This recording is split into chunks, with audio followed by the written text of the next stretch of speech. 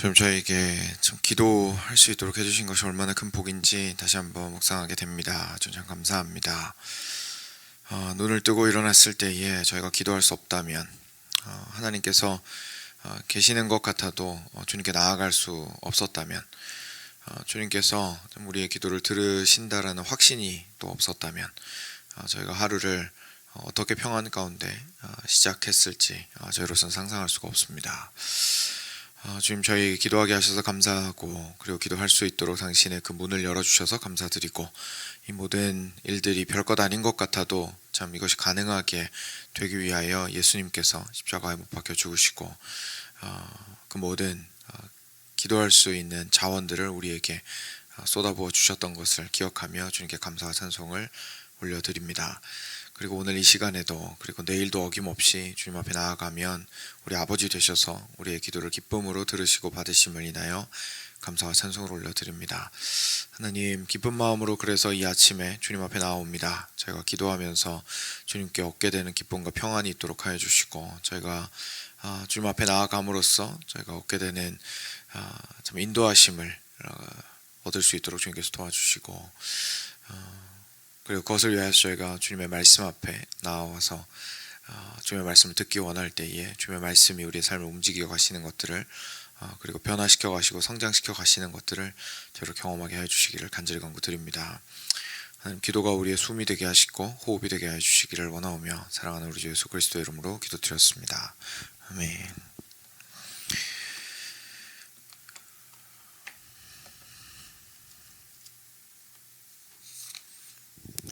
네, 오늘은 7장이죠. 마태복음 7장 같이 보겠습니다. 이제 산상수훈이 7장에서 끝이 나게 되는데 이제 이번 주에 까면 끝이 날 것 같습니다. 7장 1절부터 12절까지 같이 함께 읽겠습니다. 교독하겠습니다. 제가 먼저 읽겠습니다. 비판을 받지 아니하려거든 비판하지 말라. 너희가 비판하는 그 비판으로 너희가 비판을 받을 것이요 너희가 헤아리는 그 헤아림으로 너희가 헤아림을 받을 것이니라. 어찌하여 형제의 눈 속에 있는 티는 보고 내 눈 속에 있는 들보는 깨닫지 못하느냐. 보라, 내 눈 속에 들보가 있는데 어찌하여 형제에게 말하기를 나로 내 눈 속에 있는 티를 빼게 하라 하겠느냐. 외식하는 자여, 먼저 내 눈 속에서 들보를 빼어라. 그 후에야 밝히 보고 형제의 눈 속에서 티를 빼리라. 거룩한 것을 개에게 주지 말며 너희 진주를 돼지 앞에 던지지 말라. 그들이 그것을 발로 밟고 돌이켜 너희를 찢어 상하게 할까 염려하라. 구하라, 그리하면 너희에게 주실 것이요 찾으라, 그리하면 찾아낼 것이요 문을 두드리라, 그리하면 너희에게 열릴 것이니 구하는 이마다 받을 것이요 찾는 이는 찾아낼 것이요 두드리는 이에게는 열릴 것이라. 너희 중에 누가 아들이 떡을 달라 하는데 돌을 주며 생선을 달라 하는데 뱀을 줄 사람이 있겠느냐. 너희가 악한 자라도 좋은 것으로 자식에게 줄 알거든 하물며 하늘에 계신 너희 아버지께서 구하는 자에게 좋은 것으로 주지 않겠느냐. 그러므로 무엇이든지 남에게 대접을 받고자 하는 대로 너희도 남을 대접하라. 이것이 율법이요 선지자니라. 아멘. 네, 이제 여러 가지 산상수훈을 통하여서 율법을 다시금 새롭게 정의하시고 알려주시고 그리고 더 적극적으로 어떻게 하면 그리스도인답게 살아갈지에 대해서 알려주시고 있으신데요. 거기에서 오늘 또 이어서 비판하지 말라라는 말씀으로 시작을 하십니다. 그래서 처음에 뭐라고 하시냐면 비판을 받지 않으려면 비판을 하지 말아라. 너희가 비판하는 그 비판으로 너희가 비판을 받을 것이요 너희가 헤아리는 그 헤아림으로 너희가 헤아림을 받을 것이니라 라고 얘기를 하십니다. 여기에서 저희가 보면서 비판 받지 않으려거든 비판하지 말라 라고 얘기를 하시는데요. 그럼 이거 뒤집어 말하면 되는 건가요? 비판받을 각오를 하면 비판해도 되는 걸까요? 그죠? 그러니까 이 말씀의 초점이 뭐냐면 비판받지 않으려거든 이라기보다는 비판하지 말라가 초점이죠. 근데 이제 비판받지 않으려거든 이라는 말이 왜 들어갔냐면 뒤에 나오는 말씀처럼 형제의 눈 속에 있는 티는 보면서 네 눈 속에 있는 들보는 어째서 깨닫지 못하느냐 그 얘기입니다. 그렇죠? 그래서 상대방을 보면서 저희가 봤을 때 너무 상대방의 잘못과 모습이 커 보이죠. 잘못한 것들이 오류가 커 보이고 성격의 결함이 굉장히 심각해 보이고 그리고 그가 한 말이 굉장히 공격적으로 느껴지고 보이지 않는 마음이 굉장히 악한 것처럼 느껴질 때가 참 많이 있습니다. 그래서 그의 말이 또는 그의 눈빛이 심지어 그의 태도가 심지어 아무 말 안 하고 지나간 것이 우리에게 주는 어떤 공격성이라든지 불편하게 만드는 것들이 있을 때 상대방에 대해서 저희는 아무래도 판단을 하기가 쉽죠. 그러면서 이제 비판을 하게 되는데, 근데 그때의 그 비판을 하게 될 때의 문제가 뭐냐면 예수님께서 말씀하시는 건 너는 안 그러냐? 라는 것을 질문하시는 겁니다. 근데 왜 그럴까요? 너는 안 그러냐고 누가 물어보죠? 물론 1차적으로는 주변 사람들이 물어볼 겁니다. 그죠? 야, 너도 똑같아. 뭐 이럴 수 있겠죠. 그리고 만약에 정말 내가 비판하고 싶은 사람한테 가서 너 도대체 왜 그러는 거야? 그럼 그 사람이 그럴 겁니다. 야, 네가 저번에 이러쿵저러쿵 해가지고 이렇게 했잖아. 그죠? 그러니까 이게 주거니 받거니 하는 관계가 돼버리는 거죠. 그것이 1차적이긴 하지만 근데 사실 그것보다 더 중요한 것은 모두가 다 하나님의 심판대 앞에 있기 때문에 그렇습니다. 그래서 내가 저 사람을 심판을 어떻게 하든지 간에 판단하고 비판을 하든지 간에 결국 저 사람을 궁극적으로 심판하고 판단할 수 있는 사람은 내가 아닙니다. 그렇죠? 하나님이십니다. 심지어 그 사람이 나한테 잘못한 것도 그 사람은 그리스도인이라면, 뭐 그리스도인이 아니면 애초에 이게 불가능하겠지만 그리스도인이라면 제일 좋은 것은 하나님 앞에서 깨닫고 그리고 나한테도 와서 사과를 하는 거겠죠. 나도 물론 마찬가지고요. 그렇죠? 하나님 앞에서 깨닫고 가서 사과하고 이런 것들이 필요하겠죠. 그런데 어쨌든 중요한 것은 우리 모두가 하나님 앞에서 판단을 받는다는 것이 가장 기본적으로 저희들한테 깊숙하게 박혀 있어야 하는 전제입니다. 그러니까 저 사람도 하나님 앞에서 판단받게 되고 나도 똑같이 하나님 앞에서 판단받을 거니까 도망갈 수 있다고 생각하지 말라는 거죠. 여러분, 저희가 비판을 할 때에 저희가 크게 착각하는 것 중에 하나가 있는데 이건 저희 모두가 좀 기억하면 도움이 될 것 같은데요. 비판을 하면 내가 안전하다고 생각하는 경우들이 있습니다. 그러니까 무슨 말이냐면 내가 공격하는 쪽이면, 내가 말하는 쪽이면, 내가 저 사람이 뭐가 잘못했는지 설명하는 쪽이면 그 화살은 저쪽을 향하고 있어서 나는 안전하다고 생각하는 거죠. 이게 마치 언덕 위에서 화살 쏘는 것처럼 절대 나한테는 그 화살이 거슬러서 올라올 수 없을 거야. 난 언덕에 있으니까. 라고 저희도 모르게 생각을 하게 되거든요. 그런데 예수님께서는 그게 그런 게 아니다라고 얘기를 해주시는 거죠. 안전하지 않다. 오히려 그곳이 더 위험한 곳이다. 왜냐하면 그 말을 하면 똑같은 화살이 돌아올 것이기 때문이다. 라고 얘기를 하시면서 그렇게 하지 말아라 라고 하시는 겁니다. 그런데 저희 오늘의 조금 어떻게 보면 약간 충격이랄까요. 조금 더 한 단계 더 깊이 들어가게 되는 부분이 뒷부분에 나오게 됩니다. 여기서 얘기가 끝나지가 않아요. 저희가 보통 생각할 때 그리스도인은 남을 뭐 판단하면 안 돼, 비판하면 안 돼, 남의 눈에 있는 티는 보면서 내 눈에 있는 들보는 못 보면 안 돼. 여기까지는 다들 잘 알고 계시는 부분이고 아마 많이 와닿으시는 부분일 텐데 이 다음은 저희가 사실 생각을 잘 못하는 부분입니다. 그래서 어떻게 하라고 하시는지 한번 보겠습니다. 4절입니다. 보라, 내 눈 속에 들보가 있는데 어찌하여 형제에게 말하기를 나로 내 눈 속에 있는 티를 빼게 하라 하겠느냐 라고 얘기를 하시면서 이제 방금 했던 얘기를 다시 한번 설명을 해주시는데 5절은 이렇게 말합니다. 외식하는 자여, 먼저 내 눈 속에서 들보를 빼어라. 그 후에야 밝히 보고 형제의 눈 속에서 티를 빼리라. 하나님께서 말씀하시는 것은 결국 일단 첫 번째로는 우리 눈에 있는 들보죠. 들보를 빼내어야 한다라는 얘기입니다. 그 우선순위에 대한 문제죠. 상대방을 비판하고자 하는 마음이 들 때에 먼저 그 화살을 어떻게 하라는 얘기입니까? 자기 자신을 향해서 좀 돌려보라는 겁니다. 그리고 나는 과연 괜찮은가? 나는 안 그런가? 라는 생각을 해보라는 거죠. 그리고 나서 내 눈에 있는 들보를 빼내라는 얘기입니다. 그렇다면 노력을 해야 된다는 얘기죠. 그냥 단순하게 비판만 안 하고 그냥 가만히 있을 게 아니라는 겁니다. 비판만 안 하고 나는 욕 안 했으니까 괜찮아. 아유, 내가 뭐라고 욕해. 여기서 그치는 것만으로도 부족하다는 거예요. 왜냐면 자기 눈에 있는 들보를 빼야 되잖아요. 내가 나를 비판할 수 있어야 된다는 얘기죠. 내가 나를 정확하게 보고 비판하고 남인 것처럼 객관적으로 바라보고 판단해서 하나님 앞에서 잘못되었다고 확실하게 드러나는 부분에 있어서는 내가 그렇게 다른 사람한테 가차없는 분노를 내는 것만큼이나 나를 향해서 그 문제를 해결하고자 주님 앞에서 애써야 한다라는 이야기를 하시고 있는 겁니다. 저희는 사실 다른 사람이 말하는 것에는 상처를 깊이 받는데 저희가 하는 말이 다른 사람한테 어떤 상처를 주는지에 대해서는 굉장히 무디거든요. 그리고 보통 상대방이 상처 받았다고 오면 저희가 어떻습니까? 뭐 그런 말에 상처받냐라고 얘기합니다. 그렇죠? 근데 사실 그렇지가 않죠. 그 사람 입장에서 좀 생각을 해보고 그리고 자기 자신도 그런 상황에 그치 나도 깊이 상처를 받을 수 있지, 그럼 그 사람도 그랬을 수 있겠구나 라고 하는 방식으로 자기 자신을 향해서 좀 그 화살을 돌리고 판단해 보아야 한다라는 얘기를 하시는 겁니다. 이게 일단 첫 번째로 저희가 좀 많이 놓치는 부분인 것 같고요. 근데 두 번째는 사실 조금 더 충격적입니다.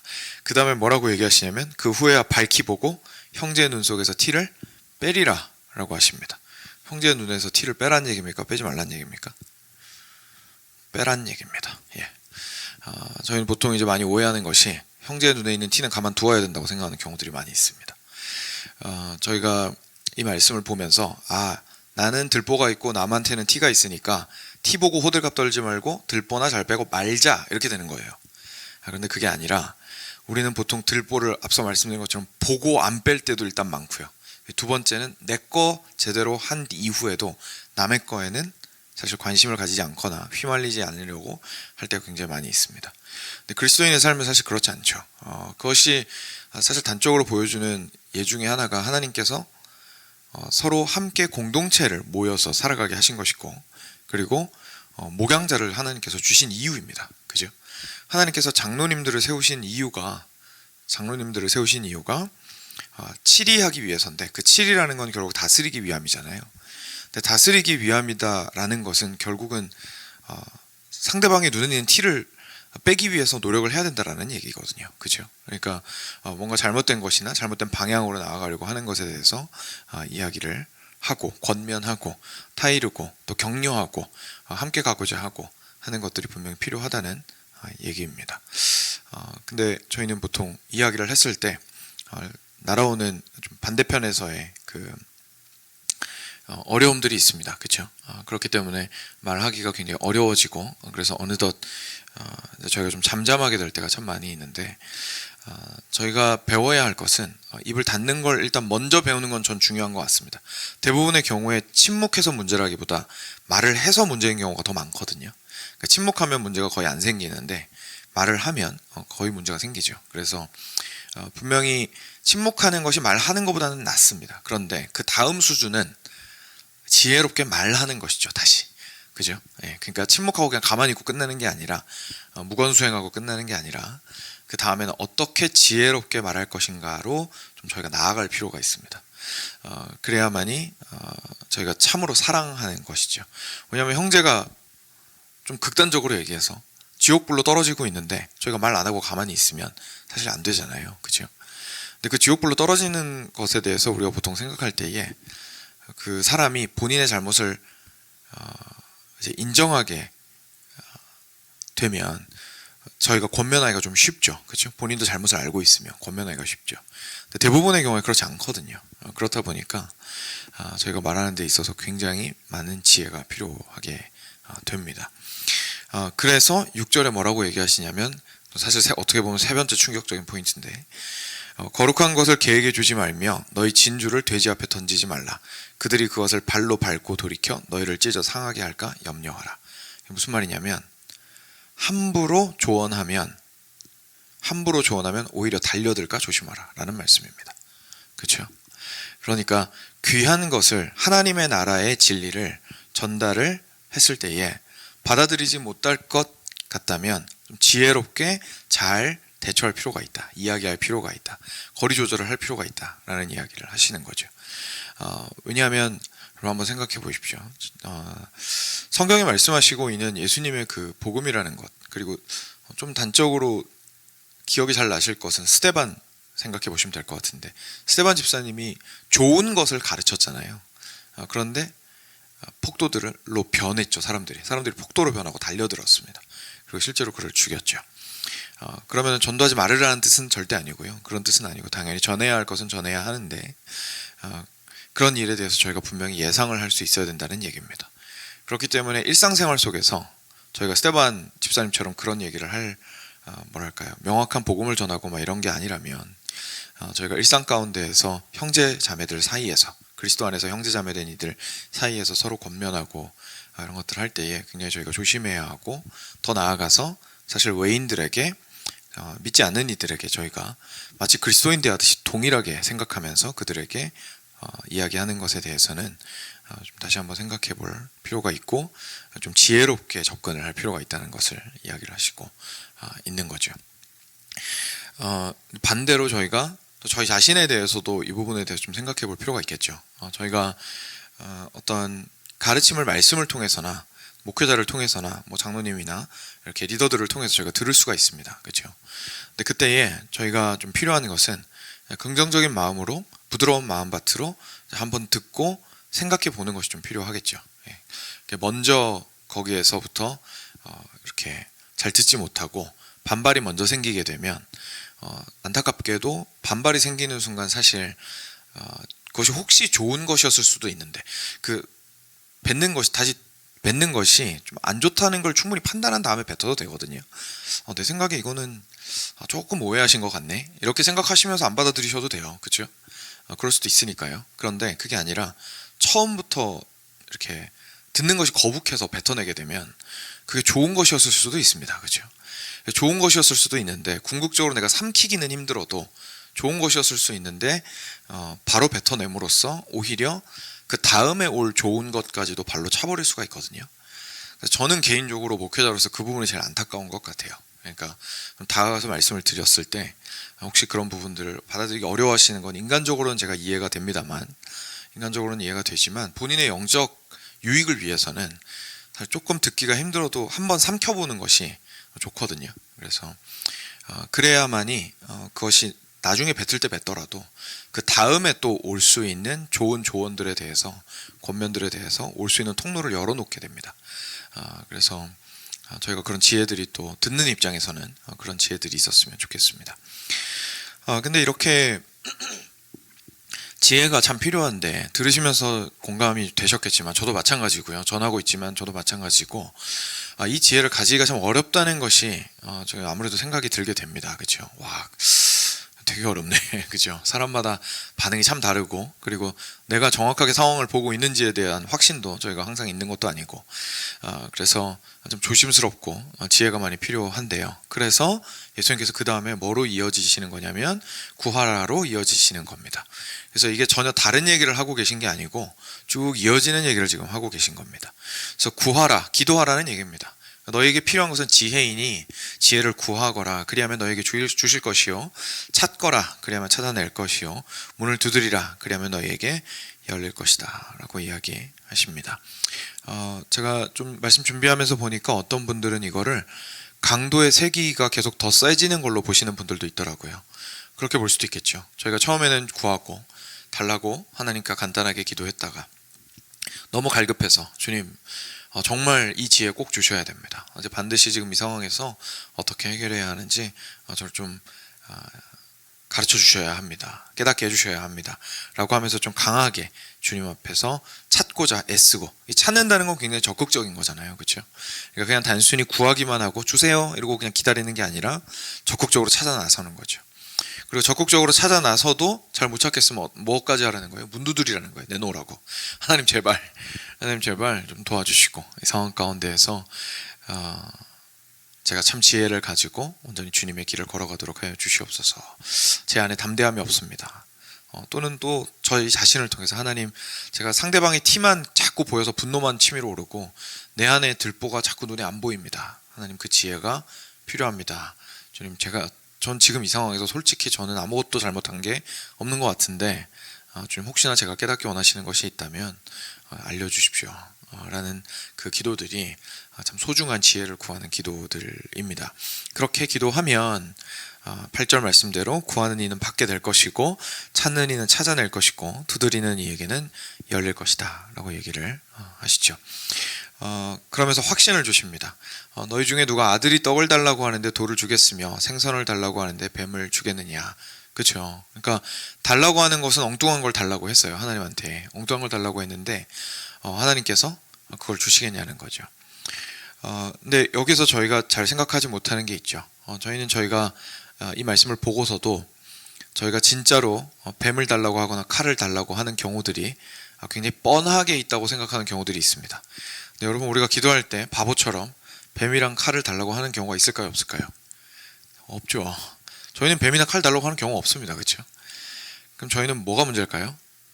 내가 구하는 것이 뱀인지 칼인지 모르는 거죠. 그게 문제죠. 그죠? 그러니까 뱀인지 알고 구하는 사람 없습니다. 칼인지 알고 구하는 사람 없죠. 세상에서 성공을 향해서 자신의 인생 전체를 인베스트해서 달리고 있는 그 사람들, 그리고 더 많은 돈, 더 많은 돈, 더 많은 돈 하면서 살아가고 있는 사람들은 자기들이 뱀을 구하고 있는지 모르죠. 자기들이 구한 그것이 자기를 때가 되면 물 것이라는 것을 모릅니다. 자기들이 구하고 있는 것이 칼이라는 걸 모르죠. 자기는 그냥 좋은 거 구한다고 생각하고 이게 더 좋으니까 더 구할 뿐입니다. 그리고 하나님이 그러다가 요즘 이렇게 셀럽들이 예수님 믿고 막 이런 케이스들 많은데, 미국의 그 어마어마한 부자들, 셀럽들이 예수님 믿고 막 찬양해요. 본인 입장에서는 하나님은 좋은 것을 주시는 분이라고 생각을 해서 그렇겠죠.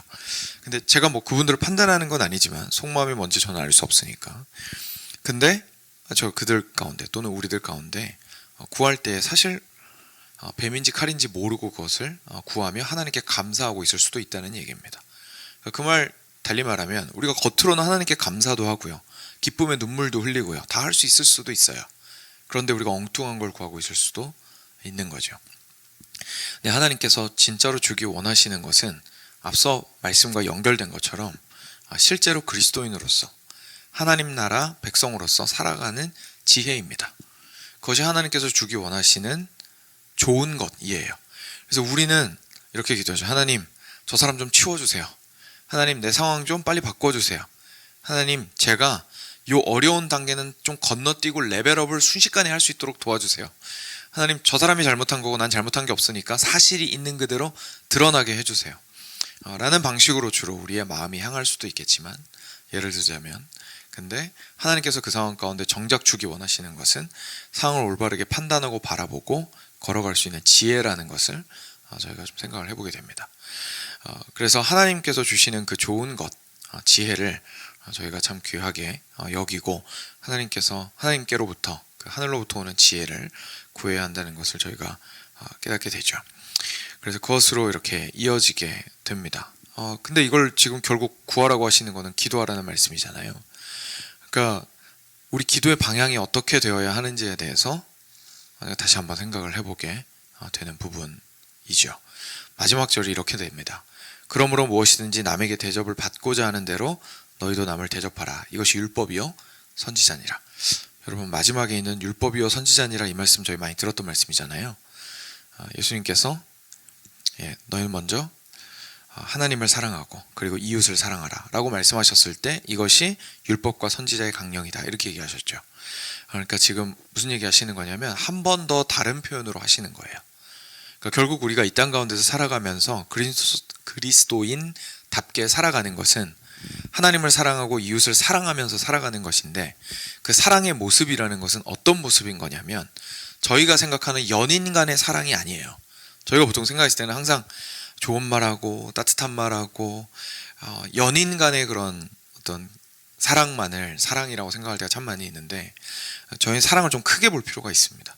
하나님께서 말씀하시는 사랑은 상대방에게 내가 받고자 하는 대로 해주는 것입니다. 다시 말해서 우리는 나한테만 내가 받고자 하는 것을 해주거든요. 근데 상대방을 나처럼 여기라고 말씀하시는 것이 그리스도인이 해야 하는 사랑의 근간이라는 것을 말씀해 주시는 겁니다. 그리고 이 모든 것들을 위해서 앞에서 말씀하신 것처럼 뭐 하라고 하신 거예요? 기도하라고 하신 거예요. 하나님, 저 사랑할 수 있도록 주님께 간구드립니다. 사랑할 수 있는 자가 될 수 있도록 해주십시오. 저는 저밖에 안 보입니다. 상대방을 제 눈에 좀 넣어주십시오. 하나님, 제 눈에는 상대방이 좋게 보이기는커녕 들보밖에 안 보입니다. 그의 눈에 들보가 이만한 게 있는 것 같습니다. 근데 그게 아니라 그의 티가 있을 수는 있겠지만 그 전에 먼저 제가 어떠한지를 볼 수 있는 눈을 허락하여 주십시오. 그리고 저 사람의 필요도 제가 알 수 있게 해주시고, 저 사람을 최대한 나처럼 좀 보게 해주셔서, 쟤는 왜 내가 하는 거 못하지? 라고 비판하는 게 아니라, 아, 나도 이럴 때 참 힘들었는데, 나도 이럴 때 이런 말을 듣고 싶었는데, 나도 이럴 때 이런 섬김을 통하여서 내가 위로를 받았는데 라는 생각으로 그에게 말하고 섬길 수 있도록 해주십시오. 라고 하는 것이 우리의 기도의 방향이어야 한다라는 것을 말씀이 이야기해 주시고 있는 겁니다. 그래서 이것에 대해서 저희가 다시 한번 좀 깊이 있게 묵상을 하시면서 돌이켜 보셨으면 좋겠습니다.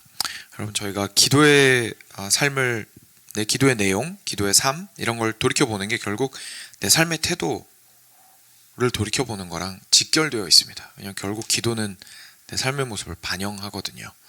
그래서 우리의 기도와 우리의 삶을 이 말씀에 비추어서 돌이켜보게 되는 귀한 시간이 되시기를 바랍니다. 같이 함께 기도하겠습니다.